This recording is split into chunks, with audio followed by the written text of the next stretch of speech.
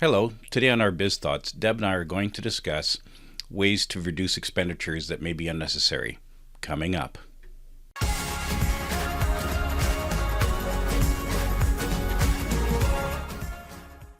Hi, I'm Deb Sands, and I'm the owner of Priority Leasing here in Calgary.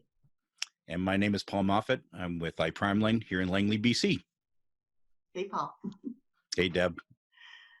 So what are we up to today? Well, interesting. You were going to ask me something different. I was going to ask you if you called your mother on Mother's Day. I did call my mother. Attaboy. I know. There you go. We can still be friends. Whew, it was close. I almost forgot. Absolutely. Okay, what else you got?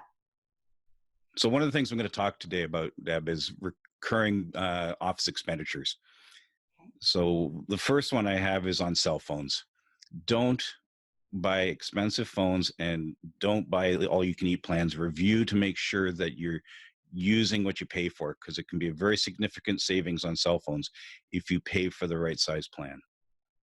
And that probably goes for if you're paying for your staff's cell phones and their usage as well. Well, particularly staff cell phone, I would agree with that, yes. Okay. And one of the areas we spent years on is on telephone lines in your business. Over the last few years, prices have continued to drop, but the more important thing is people have too many phone lines. They got phone lines just to make sure they never got a busy signal, but they never actually analyzed to see if they're paying for too many lines, and it can be pretty significant. And you're talking landlines now, not cell phones. Yes. Okay. The telephone lines of the office. And the other type of phone systems, Deb, are hosted phone systems. So you pay per user in that environment, which is fine. But if you have any staff layoffs that have been going on lately, you have to make sure you've got the right seat count. Otherwise, you're paying for services that you aren't using, which again can be significant. Exactly. Makes sense. And on the internet side, speeds have gone way up and prices have come down on internet over the last 2 years also. So the thing to look at is to make sure you're on a current plan, that you're paying properly, and also that you're not overbuying and paying for bandwidth you don't need. Especially for people starting to work from home and are already using their internet there, you don't need as high speeds at the office. So that's something to review to see if there's something you could do something about. And finally, computer support agreements. It's a good idea to have an agreement to support your computer network to make sure it runs smoothly and that you're kept secure and antivirus is kept up to date, and that's not a service. However, the per seat price is fairly significant. So if you've had a reduction in staff count, or you've reduced the number of computers you have or decommissioned computers, make sure you're not paying a monthly fee for it, because that can also be significant. And that just means getting in touch with your computer provider and said, we've gone from 10 people to 6 people, and can we renegotiate for the people that aren't here anymore? Am I right? Yep. I mean, it's good to review with them because they have a list of every device you have that you're paying for. So they can review it with you and make sure that you're paying for what you're using. Exactly. That makes good sense. Okay. That makes How about sense. you, Deb? Well, I'm going to talk to or speak to the finance side of some businesses. For example, corporate credit cards. You want to check that credit card and see if there's any charges on there, recurring charges for services that you might not be using anymore. Those can be canceled. Similarly with your bank account, check and see if there's any pre-authorized debits that are going through for services that you might not be using. Just an example of a credit card charge that I had was Audible. I used to like to listen to business books while I was walking or on the treadmill, and then I got busy and I ended up with so many books that I was never going to catch up, and I was just charged over and over again every month. So that's the kind of reoccurring charges on a credit card or in a bank account. And the last point I wanted to touch on was leases, equipment leases, which is what my company does.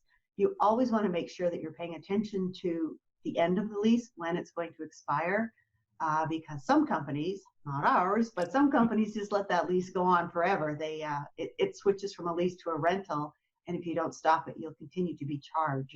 And you can just reach out to the leasing company itself or to your broker and find out when the expiry date is and what your options are at the end of that. I have seen that one an awful lot in my career, where people are paying years for leases that are long expired. So that's a big one. We don't let that happen. You leave them a call. tying into your Audible, one of the sneakiest ones for me is PayPal, where you buy Oh, something once on PayPal and uh-huh. you've automatically set yourself up for recurring payments. You didn't even realize it. And there's a few times I've been caught where I no longer was using the service, but yet I got hit for another year of payment. And it's Oh, just wasted money. I've had that happen too. LinkedIn, wham, $800 gone. Like, That was bigger than mine. Mine doesn't sound so bad now. It's $70, but okay. No, that was for an annual, yeah, but yeah. that's another story for another day. Yeah. Any other ways you can think of people can cut back on expenses in this crazy time? Well, I have one final one for today, and that's to go around your office, especially if you're all working from home now. Make sure that the air conditioning is turned off. Make sure all the lighting's turned off. Make sure all the computers that you don't need are turned off. Unplug the refrigerator. That's an expensive appliance that's just draining electricity every month on you. So just going around the office and things that you can turn off can save significant amounts of money. And the point of all this can be very significant. And as a mentor said to me a long time ago, when you save money, that goes 100% into your pocket. It's not like when you make a sale and you got to buy cost of goods and install it and everything. So if you save $1,000 a month, that is like making, a $10,000 sale. So pay attention to these sort of details. And like we said at the beginning, people can just let these things slide without even looking at them for years. So that Absolutely. was our thoughts for this week, I think. Sounds like we've both been caught doing that. Do you want to give our audience a little taste of what's coming up? Trump's video, or should we just leave that for next time? Well, one of the things that I was looking at fairly closely is getting all the government, for lack of better expression, handouts you can, because you're doing a disservice to your business if you don't look at that. Let's stop there and save it for next time. Of course. Okay. Well, it's been great chatting with you, Paul, and thanks to our audience, and we'll see you all next time.